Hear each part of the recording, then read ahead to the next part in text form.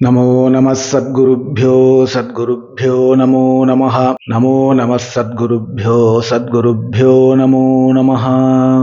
நமோ நம சத்குருப்யோ சத்குருப்யோ நமோ நமः. நமோ நம சத்குருப்யோ சத்குருப்யோ நமோ நமः. சத்குருநாத் மகாராஜ் கி ஜெய். கோபிகா ஜீவனஸ்மரணம் கோவிந்தா கோவிந்தா. கிருஷ்ணா குருவாயூரப்பா. நமது பாரத தேசத்துல ரத்தன குவியல்களாக பல கிருஷ்ண கஷேத்திரங்கள் இருக்கு. ஒன்னொன்னும் ஆச்சரியம்தான், ஒன்னொன்னும் அற்புதம்தான், ஒன்னொன்னும் அலௌகிகம்தான். அதுல ரத்தனங்கள்ல 2 ரத்தனங்களை பொறுக்கி நமக்குன்னு எடுத்துக்கிறது போல ரத்தன குவியல்களாக இருக்கக்கூடிய கிருஷ்ண கஷேத்திரத்துல நாம் 2 ரத்தனங்களை மாத்திரம் பொறுக்கி நமக்குன்னு வச்சுட்டு இருக்கோம். அதுல ஒன்று குருவாயூர், மற்றொன்று ஸ்ரீ பிருந்தாவனம். இதுல ஸ்ரீ பிருந்தாவனத்துல கோலோகத்துல இருந்து ராதையும் கிருஷ்ணனும் நம்ம பூலோகத்துல நம்ம பாரத தேசத்துல ஸ்ரீ பிருந்தாவனத்துக்கு எப்படி வந்தா, ஏன் வந்தா, ராதையும் கிருஷ்ணனும் ஸ்ரீ பிருந்தாவனத்துல என்னென்ன லீலைகளை பண்ணா, அவதார காலம் முடிஞ்ச பிறகும் இப்பவும் ஸ்ரீ பிருந்தாவனத்துல ராதையும் கிருஷ்ணனும் நித்தியவாசம் பண்ணிட்டு இருக்கா. அதன் காரணமாக எப்படி பண்டரிபுரத்துல பாண்டுரங்கனே கதின்னு ஞானேஸ்வரர், நாமதேவர், துகாராம், ஜனாபாய் போன்ற அநேக மகாத்மாக்கள் போய் அங்க வாசம் பண்ணி கிருஷ்ணானுபவத்தை பெற்றார்களோ, அதுபோல நம்ம பிருந்தாவனத்திலையும் 100க்கும் மேற்பட்ட கிருஷ்ண பக்தர்கள் ராதாகிருஷ்ணனே கதின்னு போய், பிருந்தாவனமே கதின்னு போய் அங்கேயே வாழ்ந்து தங்களுடைய சாதனைகளை பண்ணி ராதாகிருஷ்ணனை பிரத்யக்ஷமா பார்த்திருக்கா. கிருஷ்ணானுபவம் ஏற்பட்டு கிருஷ்ண பக்தி ஏற்பட்டு அவ கோலோகமே போயிட்டா. இதெல்லாம் என்ன சரித்திரம் அப்படிங்கிறதெல்லாம் பின்னாடி விஸ்தாரமா பார்க்க போறோம். அதுல இப்போ நாம குருவாயூர்ங்கிற மகாக்ஷேத்திரத்தை எடுத்துட்டு இருக்கோம். இந்த குருவாயூர் க்ஷேத்திரத்தோடைய ஸ்தல புராணம் என்ன, குருவாயூர் மகாத்மியம் என்ன, குருவாயூரை எப்படி தரிசனம் பண்றது ரிஷிகளுக்கு சம்மதமா இருக்கும் அப்படிங்கிறதெல்லாம் தனித்தனியா விஸ்தாரமாக சத்சங்கமாக நாம சிரவணம் பண்ணோம். பிறகு குருவாயூரப்பனே கதி, குருவாயூர் க்ஷேத்திரமே கதின்னு எத்தனை பக்தர்கள் வாழ்ந்தாலோ அத்தனை பக்தர்களுடைய சரித்திரத்தையும் ஒன்னொன்னா விஸ்தாரமா பார்த்துட்டு வரும். அதுல இன்றைய தினம் கூடலூர் குஞ்சிக்காவு நம்பூதிரி அப்படிங்கிற மகாத்மாவுடைய சரித்திரத்தை பார்க்க போறோம். இந்த மகாத்மா ரொம்ப செல்வம் மிகுந்த குடும்பத்துல பிறந்தவர். நிறைய நிலபலன்கள், சொத்து பத்துகள் இருக்கு. சுத்தி இருக்கிற கிராமங்கள் எல்லாம் இவாள் ஆசிரியிச்சே இருக்கு. அத்தகைய செல்வம் படைத்தவா, பெரிய குடும்பம். அந்த குடும்பத்துல நம்ம குஞ்சிக்காவு நம்பூதிரி பிறக்கிறார். இவருக்கு ஒரு சகோதரனும் உண்டு. சின்ன வயசுல இருந்தே அவருக்கு ஹிருதயத்துல ஒரு ஆசை, இதே ஜென்மால கிருஷ்ண பக்தியை சம்பாதிச்சுடணும், கிருஷ்ணனை பிரத்யக்ஷமா பார்த்துடணும் அப்படின்னு இவருக்கு ஒரு ஆசை. இப்படி தோணுமா சின்ன வயசுல? நான் தோணாது. அது ரொம்ப அபூர்வம். அது வயசானாலே தோன்றது அபூர்வம். கபட்டமா இப்படி ஒரு எண்ணம் தோன்றினா கூட பரவாயில்ல, அது கூட அபூர்வம், ரொம்ப துர்லபம். இவருக்கு எப்படி தோணியதுன்னா, எந்த மகாத்மா ஆசீர்வாதம் பண்ணாரோ என்னவோ, எப்ப நடக்கும் இது மாதிரின்னா, அது கர்ப்பவதியா இருக்கும் பொழுது உத்தம மகாத்மாக்கள்கிட்ட இருந்து அவ பிரவச்சனங்களை திரும்ப திரும்ப திரும்ப கேட்டுட்டே இருந்தோமானால் இந்த கர்ப்பத்தில் இருக்கிற குழந்தைக்கு அப்படி ஒரு விதைய போட்டதா ஆகும். சிலப்போ அப்படி நடக்கும், இது உறுதியா சொல்ல முடியாது. இது மாதிரி சில அவ கர்ப்பவதியா இருக்கும்போது நேரடியா மகான்களை போய் தரிசனம் பண்றதோ, தான் சுயமே ஜபம் பண்றதோ, இல்லை தங்களுடைய வம்சாவளியில யாராவது ஒருத்தர் கிருஷ்ண பக்தி வேணும்னு ஆசைப்பட்டு அவளுக்கு நிறைவேறாம போயிருக்கிறதோ, இப்படி பல காரணங்கள் சிறிய வயசுலயே தோன்றதுங்கிறது அது துர்லபத்திலையும் துர்லபம். நம்ம கூடலூர் குஞ்சிக்காவு நம்பூதிரி சுவாமிக்கு சிறிய வயசுல இருந்தே அப்படி தோணியது. ஆனா அதற்கான யாதொரு முயற்சியும் எடுக்கல. பின்னாடி அவர் வளர வளர வளர இந்த ஆசையும் அவர் கூட சேர்ந்தே வளர்ந்தது. ஒரு சமயம் இளமை பருவத்துல நிச்சயம் பண்ணார், இவா திருப்திக்கு அவா திருப்திக்குன்னு இனி வாழ்ந்ததெல்லாம் போரும், இனி ஸ்ரீகிருஷ்ணனுடைய பிரீதிக்காக வாழ்றேன், ஸ்ரீகிருஷ்ண திருப்தியர்த்தம்னு வாழ்றேன் அப்படின்னு தீர்மானிச்சிருந்தார். ஏன்னா யாரா இருக்கட்டும், இவா திருப்தி அவா திருப்தி அப்படின்னா அவளெல்லாம் திருப்தி பண்ணி மாளாது.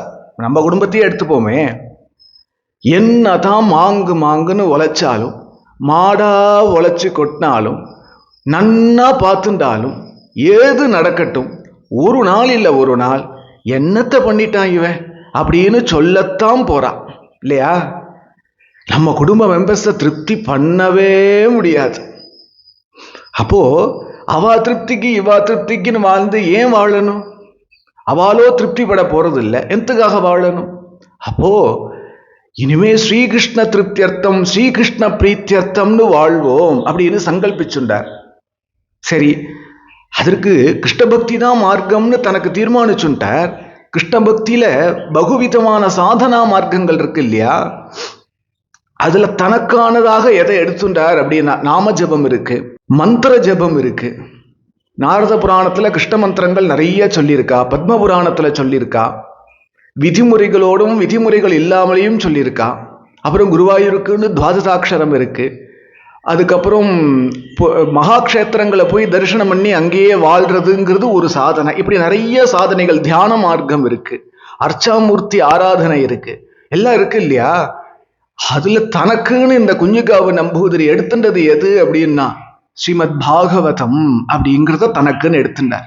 பாகவதத்தையே கிருஷ்ணஸ்வரூபமாக பார்த்தார். அதுல இருக்கிற ஒவ்வொரு அக்ஷரத்தையும் கிருஷ்ணஸ்வரூபமாகவே பார்த்தார். பாகவத பாராயணம் பண்றதையே தன்னுடைய நித்தியோபாசனையாக எடுத்துட்டார். குருவாயூருக்கே வந்துட்டார். இப்படி ஒரு உயர்ந்த சங்கல்பத்தை வச்சுண்டு குருவாயூருக்கு வந்துட்டார். ஹிருதயத்துல என்ன சங்கல்பம்னா நிறைய சொன்ன இல்லையா? ஸ்ரீகிருஷ்ண பிரீதிக்காக வாழணும், கிருஷ்ண பக்தி உண்டாகணும், ஒரு முறையாவது கிருஷ்ணனை பிரத்யக்ஷமா பார்த்துடணும். அதற்கு ஸ்ரீமத் பாகவத பாராயணத்தையும் குருவாயூர் க்ஷேத்திர வாசத்தையும் தனக்குன்னு எடுத்துட்டார். அவரும் பிராணோபாசன மந்திரமாக துவாதசாட்சரம் தான் ஜபிச்சாருன்னு பெரியவா சொல்லி கேட்டிருக்கேன். அப்போ இவர் ராப்பகலா ஜபம் பண்ணுவார். அது போக குருவாயூர் சன்னதி திறந்திருக்கிற சமயத்துல இப்போ ஸ்வர்ண கொடிமரம் இருக்கு இல்லையா? ஸ்வர்ண கொடிமரம் வீட்டில் இருக்கிற பிரதட்சண மண்டபத்துல எங்கேயாவது ஒரு மூலையில உட்கார்ந்துட்டு தனக்கு தானே பாகவதம் பாராயணம் பண்ணுவார்.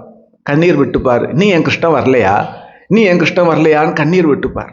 அவ்வளவு பெரிய சொத்து பத்துக்கள்லாம் இருக்கேன்னா எல்லாம் விட்டுட்டார். இது எதுவுமே வேண்டாம், எல்லாம் எடுத்துன்னு போட்டும், எனக்கு கிருஷ்ணன் வேணும் அப்படின்னு குருவாயூருக்கு வந்துட்டார். பெரும்பாலும் குருவாயூர் க்ஷேத்திரத்தை விட்டு அவர் வெளியில போனதில்லை. மாசத்துல ஒரு நாள் 2 நாள் அந்த ஏதாவது ஊருக்கு போயிட்டு வருவார். சொந்த ஆத்துக்கு மாசத்துல ஒரு நாள் போயிட்டு வருவார். அவ்வளவு பெரிய சொத்து பத்துக்கள்ல இருந்து இவருக்குன்னு கிடைக்க வேண்டிய ஒரு பங்கு இருக்கும் இல்லையா? ஒவ்வொரு மாதமும் அது அவ ஆத்துல இருக்கிறவா இவா கையில கொடுத்துருவார். நம்ம நம்பூதிரி வாங்கிட்டு என்ன பண்ணுவார்? நான் என்ன பண்ண போறேன், மகாத்மாவாச்சே, கிருஷ்ணனுடைய உதயாஸ்தமன பூஜைக்குன்னு அர்ப்பணம் பண்ணிடுவார். நான் கேள்விப்பட்டேன், அந்த காலத்துல 15,000 22,000 சம்திங் ஏதோ கேள்விப்பட்டேன். இந்த காலத்துல 1 லட்சம் இவர் கையில கிடைக்கிறது சொல்றேன். அந்த காலத்துல 15,000மோ 20,000மோ ஏதோ அவ கையில கிடைக்கும், சுவாமியோட கையில கிடைக்கும். அவருடைய பங்கு அது அப்படியே உதயாஸ்தமன பூஜைக்குன்னு கொடுத்துருவார். அது இன்னிய ரேட்டுக்கு 1 லட்சம் ரூபா. தனக்குன்னு ஒன்றும் வச்சுக்க மாட்டார். கொஞ்சம் கொஞ்சம் ஏதாவது மிச்சப்பட்டதுன்னா கலப அலங்காரத்துக்கு கொடுத்துருவார். இன்னைக்கும் கலப அலங்காரத்துக்கு குருவாயூர்ல பணம் கட்டலாம். எப்படின்னு என்ன கேட்காதீங்கோ, எல்லாரும் மெசேஜ் அனுப்புறேன் எனக்கு. அது நீங்க வெப்சைட்ல பாருங்கோ, அது விவரமா தெரியும். அப்புறம் பால் பாயசத்துக்கு அர்ப்பணம் பண்ணிடுவார். இப்படி குருவாயூர் க்ஷேத்திரத்துக்கு கொடுத்துடுவார். ஏதாவது சாதுக்கள் வந்தா நிறைய ஹெல்ப் பண்ணுவார். சாதுக்கள் யாருன்னா இவரை பொறுத்தவரையா சாதுக்கள் யாரெல்லாம் குருவாயூர் கோவிலுக்கு வராலோ அவெல்லாம் சாது. அப்படி ஒரு சித்தாந்தம் உடையவர் இவர். நல்லது தானே? அப்பேற்பட்ட மகாத்மா எங்கேயாவது ஓரமா உட்கார்ந்துட்டு தனக்கு தானே பாகவத பாராயணம் பண்ணிட்டு இருப்பார். அப்பப்ப கண்ணை தொடச்சிப்பார். இன்னும் கிருஷ்ணன் வரலையா, இன்னும் கிருஷ்ணன் வரலையான்னு கண்ணை தொடச்சிப்பார். யாருக்கும் இவர் இருக்கிறதோ பாராயணம் பண்றதோ தெரியாது. இவருக்கு வேற ஒரு ஆசை இருக்கு. அது இவருக்கு இல்லை, எல்லா கிருஷ்ணதாசர்களுக்கும் அது உண்டு. என்னன்னா சாகர பரியந்தம் ஏகாந்தமா வாழ்ந்துட்டு போயிடணும், அப்படி ஒரு ஆசை உண்டு. பெரும்பாலும் எல்லா கிருஷ்ணதாசர்களும் ஏகாந்த பிரியர்களாவே இருப்பா. ஜனங்கள் 4 பேர் கூடிட்டான்னா அது அவளுக்கு கொஞ்சம் அன்கம்ஃபர்டபுளா இருக்கும். சாதுக்களுடைய சாதுத்துவம் அது என்னைக்கும் மாறாது. அது கூட்டத்துக்கு நடுவுல இருந்தாலும், தேட்டர்ல உட்கார்ந்து இருந்தாலும், அந்திம காரியம் நடக்கிற இடத்துல இருந்தாலும், உற்சவம் நடக்கிற இடத்துல இருந்தாலும், அவளுடைய ஹிருதயத்துல இருக்கிற கிருஷ்ணானந்தத்துக்கு ஒரு விக்னம் வராது. ஆனால் அவ ஏதோ ஏகாந்த பிரியர்களாவே பெரும்பாலும் இருப்பா. இவரும் அப்படி இருக்கணும்னு ஆசைப்படுறவர். இதை சொல்லும் போது எனக்கு எப்போதும் ஒரு ஞாபகம் வரும். ஒரு சமயம் ராமகிருஷ்ண பரமஹம்சரை விவேகானந்தர் தரிசனம் பண்ண வந்தார். ஏகாந்தமா தரிசனம் பண்றார். ராமகிருஷ்ணரை நமஸ்காரம் பண்ணிட்டு விவேகானந்தர் ராமகிருஷ்ணனுடைய பக்கத்துல உட்கார்றார். அப்போ பரமஹம்சர் கேட்கிறார், நரேந்திரா உனக்கு என்னப்பா ஆசை அப்படின்னு கேட்கிறார். யாரு கேட்கிறா? ராமகிருஷ்ணர் கேட்கிறார். ஏன்னா இதுதான் எனக்கு ஆசைன்னு சொல்லியாச்சுன்னா ததாஸ்துன்ட்டார்னா அது நடந்துரும் இல்லையா? அவருடைய கட்டளையை நிறைவேற்றுறதுக்கு பவதாரணி இருக்கா, அது நிறைவேறிடும் அது. அதனால இவர் கேட்கிறாரு, உனக்கு என்னப்பா ஆசை அப்படின்னு கேட்கிறாரு. அதுக்கு விவேகானந்தர் சொல்றார், அதுவா சுவாமி, எங்கேயாவது குகையிலையோ கங்கை கரையிலையோ ஏகாந்தமா உக்காந்துண்டு சதா தியானம் பண்ணிட்டே இருக்கணும் சுவாமி அப்படிங்கிறார். உடனே பரமஹம்சர் சொன்னார், சி இவ்வளவு சுயநலமா உனக்கு இவ்வளவு சுயநலமா? பவதாரணியோடைய சங்கல்பம் வேறையா இருக்கு. என்னன்னா உலகம் பூரா உன்னை சஞ்சாரம் பண்ண வைக்க போறா, உலகம் பூரா உன்னை பிரவச்சனம் பண்ண வைக்க போறா. உன்னுடைய பிரவச்சனத்தினால ஹிந்து மதத்துக்கு புத்துயிர் உண்டாக போறது, ஹிந்து மத சம்ஸ்காரத்தை புரிஞ்சுக்க போறா. உனக்கு சஞ்சாரம் தான்ப்பா லைஃப். இது என் தெய்வம் பவதாரினுடைய சங்கல்பம், அது பொய் போகாது அப்படின்னார். ஆச்சா பொய்யாச்சா சொல்லுங்க. ஆனா மகான்கள் அப்படிதான் நினைப்பா. பெரும்பாலும் தங்களை ஏகாந்த, இப்போ பூந்தானத்தோடைய சரித்திரம் பார்த்தோம் இல்லையா, அதுல கூட ஒரு சமயம் அவர்கிட்ட வந்து கேட்டா, சுவாமி பெரிய கொட்டாய் போட்டு 300-400 பேர் கதைக்கு ஏற்பாடு பண்ணியிருக்கேன், நீங்க வந்து பிரவச்சனம் பண்ணணும் அப்படின்னு. அவர் கை கூப்பிண்டு நான் வரத்துக்கு இல்லை அப்படின்னு சொல்லிட்டு போயிட்டார். மன்னிக்கணும், நான் வரத்துக்கு இல்லைன்னு சொல்லிட்டு போயிட்டார். அதுவோன்னா ஒரு 10 பேர், சுவாமி எங்க ஆத்துல கொஞ்சம் கிருஷ்ண கதை சொல்லுங்களே அப்படின்னு. அப்படியாம்மா நான் வரேன் அப்படின்னு சொல்லிட்டு போனார். இந்த கூட்டத்தை பார்த்தாலே ஜனங்களுக்கு கொஞ்சம் இது, நமக்குமே ஏகாந்தமா இருக்கணும் அப்படிங்கிறது தான் ஆசை. பெரும்பாலும் ஏகாந்தமா தான் இருப்பேன். அது என்னமோ சின்ன வயசுல இருந்தே அப்படி ஒரு பிரகிருதி எனக்கு. சரி, இந்த மகாத்மாவுக்கு ஏகாந்தமா இருக்கணும்னு ஆசை. ஆனால் குருவாயூரப்பனுடைய சங்கல்பம் வேறா இருந்தது. குருவாயூரப்பன் கிருஷ்ணன் தன்னையே கதின்னு ஆசிரியிச்ச பூர்ண பிரம்மனிஷ்டாலெல்லாம் எடுத்து எடுத்து எடுத்து பொறுக்கி தன் ஹிருதயத்துக்கு நெருக்கமா வச்சுப்பான். லோகத்துல விட்டுட மாட்டான், தனக்குன்னு வச்சுப்பான். அப்படி வச்சுட்டு இருக்கிற பக்த கூட்டங்கள்ல சாதுக்களுடைய கூட்டத்திலேருந்து யாரோ ஒருத்தர் 2 பேரை எடுத்து லோகத்துக்கு கொடுப்பான். லோகத்துல நீ சஞ்சாரம் பண்ணும்பா. ஏன்னா அவ மூலமா இன்னும் 1,00,000 பேர் தன் சரணத்துக்கு வரணும்னு ஆசை பிரபுவுக்கு. அது மாதிரி கூடலூர் குஞ்சிக்காவு நம்பூதிரி ஏகாந்தமா இருக்கத்தான் ஆசைப்பட்டார். ஆனா குருவாயூரப்பனுடைய சங்கல்பம் இவர் லோகத்துக்கு அப்படின்னு கொடுத்துட்டார். அப்படி இருக்க இவர் இப்படி பாராயணம் பண்ணிட்டே இருக்க பிரதட்சணம் பண்ணுவா இல்லையா அந்த ஜனங்கள், குருவாயூர் கோவிலுக்கு வர ஜனங்கள், அவ காதுல இது விழுந்தா அவளை என்னமோ பண்றது இந்த பாகவத பாராயணம். பிரவச்சனம் இல்ல, பாராயணம். அந்த சப்தம், அதுல இருக்கிற பக்தி, அது அப்படியே அவ அத்தனை பேரையும் தலை சுழட்டி இன்னும் இந்த சப்தம் எங்கேருந்து வருதுன்னு தேடி பார்த்தா ஒரு தூணுக்கு பக்கத்துல உட்காந்துட்டு தனக்கு தானே பாகவத பாராயணம் பண்ணிட்டு இருக்கு. கண்ணெல்லாம் நனைஞ்சிருக்கு. எல்லாரும் பித்து பிடிச்சவன் போல இந்த மகாத்மாவை சுத்தி உக்காந்துட்டு பாகவத பிரவச்சனம் கேட்க உக்காந்தா. அதான இல்ல, பாகவத பாராயணம் கேட்க உக்காந்தா. பொதுவா சப்தாகத்துல நான் பார்க்கறது உண்டு, பாராயணத்துக்கு கேட்கறதுக்கு ஆள் இருக்க மாட்டா, பண்றவாளும் கிருஷ்ணனும் மாத்திரம்தான் இருப்பா. ஏன்னா அது அவ்வளவு சுகமா யாரும் கேட்கறது இல்லை. கேட்டு பார்த்தா தான் தெரியும் அது என்ன சுகம்னு. பிரவச்சனத்துக்கு எல்லாரும் வருவா. இங்க என்ன சங்கீர்த்தனமா நடக்குது? நம்ம நம்பூதிரி சுவாமி சங்கீர்த்தனம் பண்றாரா, பிரவச்சனம் பண்றாரா, பாகவத பாராயணம் பண்றா? ஆனா அத்தனை பேரும் அப்படி தலையை சுழட்டின்னு வந்து உக்காடுறா.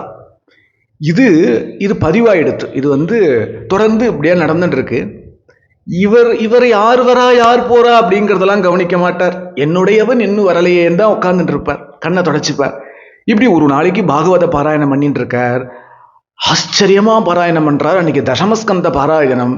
அங்க இருக்கிறவாள்லாம் பிரதட்சணம் பண்ண முடியல, அப்படியே சாட்டையை போடிச்சு இழுக்கிறது போல அவருடைய சப்தமும் அதுல இருக்கிற கிருஷ்ணானந்தமும் இழுத்து சுத்தி அவர் பக்கத்துல எல்லாரையும் உட்கார வச்சிருத்து, சுத்தி இருக்கிற அந்தரிக்ஷமே மாறிடுத்து. அப்படி ஒரு பிரேமமயமான சப்தம் பாகவத பாராயணம் பண்ணிட்டு இருக்கார். தசமஸ்கந்தம் பாராயணம். இவருடைய பாராயணம் ஜனாகர்ஷணமா மாத்திரம் இல்லை, உள்ள கர்ப்ப கிரகத்துல இருக்கிற கிருஷ்ணன் குருவாயூரப்பனுடைய காதலியும் இந்த பாராயணம் விழ அவனும் அப்படியே கண்ட்ரோலா இருக்கிறான். கண்ட்ரோல் பண்ண முடியல, தலையை சொல்லட்டுறது, இனி நாம இங்க இருக்கக்கூடாதுன்னு சொல்லிட்டு அவன் அப்படியே யார் கண்ணுக்கும் தெரியாம சொக்கி போய் உட்காந்துட்டு பாராயணம் கேட்கிற இந்த கூட்ட ஜனங்களுக்கு நடுவுல யாருக்கும் தெரியாம உட்காந்துட்டான். நம்ம கிருஷ்ணன் பாகவத பாராயணம் கேட்க உட்காந்துட்டான். நான் மறுபடியும் சொல்றேன், சங்கீர்த்தனமா நடக்கிறது இங்க. தலையை சொல்லட்டுன்னு வந்து உட்காரத்துக்கு பாகவத பாராயணம். கிருஷ்ணன் வந்து உட்காந்துட்டான். உட்காந்தா கர்ப்ப கிரகத்துல மாத்திரம் வீசக்கூடிய கலப வாசனை, கலபச்சந்தன வாசனை அந்த அந்தரிக்ஷம் பூரா வீச ஆரம்பிச்சது.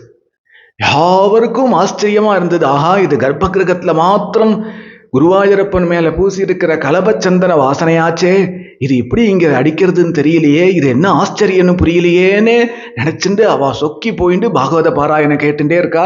அன்னைக்கு வந்து தசமஸ்கந்த பாராயணம். அதுலேயும் முக்கியமா தேவகி வசுதேவருக்கு காராகிரகத்துல ஆகாசத்துல கிருஷ்ணன் தரிசனம் கொடுத்த கட்டத்தை வாசிக்கணும். ஸ்லோகம் என்ன அப்படின்னா, கிருஷ்ணன் அப்போ ஆகாசத்துல எப்படி தெரிஞ்சான், தேவகி வசுதேவர் எப்படி பார்த்தான் அப்படிங்கிறத சுகாச்சாரியார் சொல்றார். பாகவதத்துல இருக்கு. தமத்புதம் பாலகம் அம்புஜேக்ஷணம் சதுர்புஜம் சங்ககதாயுதாயுதம் ஸ்ரீவத்ஸலக்ஷ்மம் கலசோபிகௌஸ்துபம் பீதாம்பரம் சாந்திரபயோத சௌபகம். இந்த ஸ்லோகம் போகும். இந்த ஸ்லோகம் படிக்கணும். அவர் மனசுல கொஞ்சம் ஹிருதயத்திலேயோன்னா தமத்புதம்னு ஆரம்பிக்கிறார். தமத்புதம் தமத்புதம் அத்புதம் அத்புதம். அன்னைக்கு கிருஷ்ணா, அன்னைக்கு நீ தேவகி வசுதேவருக்கும் காராகிரகத்துல அற்புதமா தரிசனம் கொடுத்தா இல்லையா? நானும் இந்த சம்சாரம்ங்கிற காராகிரகத்துல தானே கிருஷ்ணா இருக்கேன். எனக்கு உன் தரிசனம் துர்லபமா? தமத்புதம் தமத்புதம் பாலகம். நீ பாலகனா தரிசனம் கொடுத்தியாமே கிருஷ்ணா. ஐயோ, நான் உன்னை எப்ப பார்ப்பேன்? தமத்புதம் பாலகம் அம்புஜேக்ஷணம். ஐயோ, தாமரை கண்ணா தாமரை கண்ணா, நான் உன்னை எப்ப பார்ப்பேன் கிருஷ்ணா? நான் உன்னை எப்ப பார்ப்பேன்? உன்னை பார்க்க முடியுமா? சதுர்புஜம் சங்ககதாயுதாயுதம். அப்பா அம்மா பயப்படுவா, கம்சன் இருக்கான்னு அப்பா அம்மா பயப்படுவான்னு சங்கு சக்கர கதை பத்மெல்லாம் எடுத்துன்னு வந்தியா? எதுக்காக அப்படி வந்த? எனக்கு வரமாட்டியா? இந்த குஞ்சிக்காவுக்குன்னு நீ வரமாட்டியா பிரபு? அப்படின்னு ஒரு ஸ்லோகம் முடிக்கல இன்னும். இது அப்படியே தமத்புதம் பாலகம் பாலகம்ங்கிற கண்ணீர் விட்டுட்டே இருக்கார். கூட்டத்துல உட்காந்து கேட்டுன்னு இருக்கிற கிருஷ்ணன் தலை ஆடுறது. ஆஹா ஆஹா, சொல்லுங்கோ சொல்லுங்கோ, இன்னும் பாராயணம் பண்ணுங்கோ, இன்னும் பாராயணம் பண்ணுங்கோங்கிறா. பீதாம்பரம் ஐயோ கிருஷ்ணா, உன்னுடைய திவ்ய திருமேனியில கோட்டி சூரிய பிரகாசத்துக்கு நிகரா உன்னுடைய திவ்ய பீதாம்பரம் இருக்குன்னு சாதுக்கெல்லாம் பார்த்தவாலாம் சொல்லியிருக்காளே கிருஷ்ணா. நான் எப்ப போய் உன்னுடைய பீதாம்பரத்தை பார்ப்பேன்? பீதாம்பரம் அப்படின்னு இந்த ஸ்லோகத்தை படிக்க முடியாம அப்படியே விட்டு விட்டு விட்டு படிக்க கிருஷ்ணனுக்கு தலை சுழறது, அப்படியே ஆடுறது. ஆஹா, இப்படியா உத்தர பாராயணம் பண்ணுவா, இப்படியா உத்தர பாராயணம் பண்ணுவா. நானும் நிறைய பாகவதம் பாராயணம் பார்த்துருக்கேனே. இப்படியா, இன்னும் படிங்கோ இன்னும் படிங்கோங்கிறா. அவரை படிக்க முடியாம தமத்புதம் தமத்புதம்னே சொல்லிட்டு இருக்க. அடுத்த ஸ்லோகம் போக முடியல. சாந்திர பயோத சௌபகம் சௌபகம் பயோத் அப்படியே சொல்லிட்டு இருக்க. இதற்கு மேல கிருஷ்ணனுடைய அந்த ஆசையை கட்டுப்பாடா உட்கார முடியாம கொஞ்சகாவு நம்பூதிரி இப்படி பாகவத பாராயணம் பண்ணிட்டு இருக்காரா. எதுத்தாப்புல பிரபு பிரத்யக்ஷமாக வியத்தியஸ்த பாதார விந்தனாக வைஜெயந்தி மாலையோடு கூட முரளிதரனாக இப்படி ஆகாசத்துல தரிசனம் கொடுக்க பட்டுன்னு நிமிந்து பார்க்கிறார். ஹரே கிருஷ்ணா குருவாயூரப்பா, ஹே பிரபோ நந்தநந்தனா வாசுதேவ கிருஷ்ணா, ஹரே பிரபோ அப்படின்னு இவர் அலற. சுத்தி இருக்கிறவாளுக்கெல்லாம் என்ன நடக்கிறதுன்னு புரியல.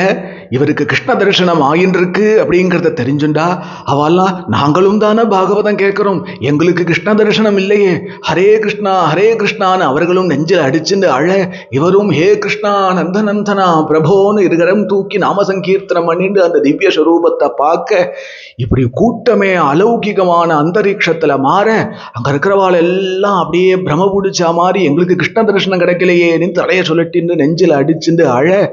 இவ்வளவு நடந்துட்டு இருக்க இந்த பாராயணம் கேட்க உட்கார்ந்த கூட்டத்துல லாஸ்ட்ல ஒரு பையன் உட்கார்ந்துருக்கான். அவன் பார்த்தான், ஆஹா இந்த இடத்துல அவருக்கு குஞ்சுகாவு நம்பூதிரிக்கு எந்த இடத்துல கிருஷ்ண தரிசனம் ஆகாஷ்ல கிடைச்சுட்டு இருக்கோ அந்த இடத்துல இந்த பையன் பார்க்கறா. இவருக்கு கிடைச்ச மாதிரி சுந்தர ரூபமா தெரியல, ஆனா ஒரு ஜோதிஸ்வரூபமா கிருஷ்ணன் தெரிய அந்த பாராயணம் கேட்டு உட்கார்ந்துட்டு இருக்கிற அந்த பையன் ஓடி வந்து அந்த கிருஷ்ண ஜோதியை கட்டிக்க பட்டுன்னு அந்த ஜோதி மறையிறது. வந்தது கிருஷ்ணன் தான் அவனுக்கு நிரூபிக்கும்படியாக ராத அலங்காரம் பண்ணி சொருகி விட்டு இருக்கிற மயிலரகு மறையிற ஸ்பீட்ல ஒண்ணு கீழே விழுந்துடுத்து. இந்த பையன் கையில வந்து விழுந்தது. தன் நெஞ்சோர எடுத்து அதை நெஞ்சோர எடுத்து தனக்குன்னு வச்சுண்டா. இந்த இந்த சம்பவங்களை யாருமே பார்க்கல அங்க. இது யாருக்கும் தெரியல, இது தனி ட்ராக்கா ஓடின்னு இருக்கு. இந்த பக்கம் குஞ்சுகாவோ நான் பட்டுன்னு கண்ணு முன்னாடி தெரிஞ்சுட்டு இருக்கிற என் குலதெய்வமான கிருஷ்ணன் குருவாயூரப்பன் மறைஞ்சுட அதை தாங்க முடியாத குஞ்சுகாவு நம்பூதிரி பட்டுன்னு மேனி செலுத்து கண்கள்ல கண்ணீர் விழுந்து மூர்ச்சையாகி கீழே விழுந்துட்டார். அப்போ அங்க இருக்கிறவாளும் கொஞ்ச நேரத்துல சமாதானமாயி கிருஷ்ண பிரசாதத்தை கிருஷ்ண தீர்த்தத்தை இவர் முகத்துல தெளிச்சு கொஞ்சம் பிராசனம் பண்ண கொடுத்து இவரை மெல்ல எழுந்து உட்கார வச்சா அழறார். கிருஷ்ணா கிருஷ்ணா கிருஷ்ணா கையில கிடைச்சு உன்னை விட்டுட்டேனே பிரபுன்னு அழறார். அப்போ அங்க இருக்கிறவாலாம் சமாதானம் பண்ணி, இன்னைக்கு பாகவத சப்தாக கிரமேன நீங்க பாராயணம் பண்ணிட்டு இருக்கேன், நீங்க பாராயணம் நடக்கணும், கிருஷ்ணன் உங்களுக்கு வருவான், நீங்க பாராயணம் படிங்கோன்னு சொல்ல அதுக்கப்புறம் அன்றைய தினம் பண்ண வேண்டிய பாராயணத்தை பூர்த்தி பண்ணார். அப்படிங்கிறது இவர் லைஃப்ல ஏற்பட்ட முதல் கிருஷ்ண தரிசன அனுபவம். இதற்கப்புறம் இவர் ஒரு பக்கம் இருக்கட்டும். அது சரி, இந்த கூடலூர் குஞ்சுகாவு நம்பூதிரி நம்ம சுவாமி ஒரு நாளைக்கு ஒரு வேளை மாத்திரம்தான் சாப்பிடுவார், தரையில தான் படுத்துப்பார், தனக்கு இருக்கிற எந்த சுக சௌகரியத்தையும் அனுபவிக்காம பாகவத பாராயணமே கதி, குருவாயூர் க்ஷேத்திர வாசமே கத்தின்னு 100க்கும் மேற்பட்ட சப்தாக கிரமேன பாகவத பாராயணத்தை விளம்பர புத்தி இல்லாம யாரிடத்துலையும் நான் இன்னைக்கு பாகவத பாராயணம் சமர்ப்பிக்க போறேன் அப்படிலாம் சொல்லாம தனக்கு தானே பாராயணம் பண்ணிட்டு தபோமயமா வாழ்ந்துட்டு இருக்கார். இவருக்கு கிருஷ்ண தரிசனம் கிடைக்கிறது. சரி கூட்டத்துல நடுவுல ஒருத்தருக்கு இடையில கிருஷ்ண தரிசனம் கிடைச்சிட்டே, அது என்ன கதை? அது எனக்கு எப்போதும் இந்த மகாத்மாவுடைய சரித்திரத்தை நான் ஏகாந்தமா ஸ்மரணை பண்ணிட்டு இருப்பேன். நான் உங்களுக்கு பிரவச்சனம் பண்றேன் இல்லையா, இந்த பிரவச்சனங்கள் எல்லாம் நான் ஊத்துக்காடு சன்னதியில கிருஷ்ணனிடத்திலேயே சகஜமா பிரவச்சனம் பண்ணிட்டு இருப்பேன். அது சில சமயம் என்ன மீறி நான் பிரவச்சனம் பண்றதுனால தான் யாராவது பார்த்துட்டு இது வெளியில தெரியணும்னு ரொம்ப சொன்னதுனால அப்புறம் இந்த யூடியூப்லாம் வந்தது. அது போட்டோம். யார் இந்த பையன்? எனக்கு இந்த பையனுடைய ஒரு ஸ்மரணை எனக்கு எப்போதுமே இருந்துட்டு இருக்கும். அவனை பத்தி பின்னாடி எந்த குறிப்பும் கிடைக்கல. யாருன்னா அவன் வந்து ஒரு விவசாயி. அவனுக்கு குடும்பம் இருக்கு, குடும்பத்துல பற்று இருக்கு, அவன் குடும்பத்தை பார்த்துக்கணும், சம்பாதிக்கணுங்கிற எண்ணங்கள்லாம் இருக்கு. ஏன் சம்பாதிக்கணும்னா கார் வாங்கணும் வீடு வாங்கணும்னு இல்லை, குடும்பத்தை நடத்தி ஆக்கணுமே. அதுக்கு சம்பாதிக்க மாட்டான்னா பின்ன ஏன் கல்யாணம் பண்ணிப்பானே? அப்படி ஒரு எண்ணம் இருக்கிற ஒரு நம்மளை போல ஒரு லௌகீகம் தான் அவன். ஆனால் அவனுக்கு ஏதோ பூர்வ புண்ணிய பலன் இல்லை, ஏதோ ஒரு மகாத்மாவுடைய ஆசீர்வாதம், எனக்கு கிருஷ்ண தரிசனம் வேணும் அப்படின்னு ஆசை வந்துடுத்து. அப்போ அதற்கு என்ன வழின்னு சில பெரியவா இடத்துல போய் கேட்கும் பொழுது பல வழிகள் சொல்லியிருக்கா. அவனுடைய ஹிருதயத்துக்கு சம்மதமா 2 வழி அவனுக்கு கிடைச்சிருக்கு. ஒன்று, கிருஷ்ணனை யாரு பிரத்யக்ஷமா பார்த்திருக்காளோ, யாரு சதா கிருஷ்ணானந்தத்திலேயே இருக்காளோ, நீ அவள் ஆசிரியிச்சாயானால் சுலபமா கிருஷ்ண தரிசனம் வந்துடும். நாம் சாதனை பண்ணி அடையிறதுங்கிறது சாத்தியம் இல்லை. அது சாத்தியம் இல்லை. அவ சாதனை யாரு பண்றாளோ அவெல்லாம் பண்ணட்டும், சௌக்கியமா இருக்கட்டும், நாம அவாச்சரணத்தை ஆசிரியிச்சிருவோமே. இது ஒரு வழி அவர் மனசுக்கு கவர்ந்தது, அந்த பையனுக்கு மனசுக்கு சம்மதமா இருந்தது. இன்னொன்று, கிருஷ்ணன் வேற இல்லை, பாகவதம் வேற இல்லை. இந்த பாகவத பாராயணம், பாகவத கதாசிரவணம், கிருஷ்ண கதை இதெல்லாம் காதால கேட்டுட்டே இருந்தாயானால் நமக்கும் கிருஷ்ண பக்தி வந்துடும், கிருஷ்ண தரிசனம் ஏற்பட்டுடும். இப்படி எல்லாம் சொல்லி அவன் மனசுல பதிஞ்சு போச்சு. இவன் பார்த்தான், இந்த குஞ்சுகாவு நம்பூதிரிங்கிற மகாத்மா ஒரு முறை பார்த்த உடனே இவர் கிருஷ்ணானந்தத்துல இருக்கிறவர்னு அவளுடைய மனசுக்கு புரிஞ்சது. அவரே பாகவத பாராயணமும் பண்றாருங்கும் போது 2ம் ஒரே இடத்துல கிடைச்சிருக்கும். அதனால கூட்டத்துல லாஸ்ட்ல உட்காந்துட்டு நான் உங்க டிவோட்டீஸ் அப்படின்னு கையை கட்டுன்னு முன்னாடி வந்து நிக்கல.